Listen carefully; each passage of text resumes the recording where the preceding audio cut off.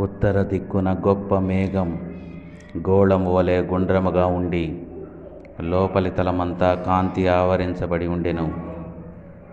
ఆ గోళము లోపలి తలములో ఆకాశ మండలపు వంటి విశాలత ఉండెను. అది తళతళలాడుతున్న స్ఫటికముతో సమానముగా ఉండెను. ఇజ్రాయేలు ప్రజలు దేవునిని చూచిరి. ఆయన పాదముల క్రింద నిగనిగలాడుచున్న నీలమయమైన వస్తువు, ఆకాశ మండలము వంటి తేజస్సును వారు చూచితిరి.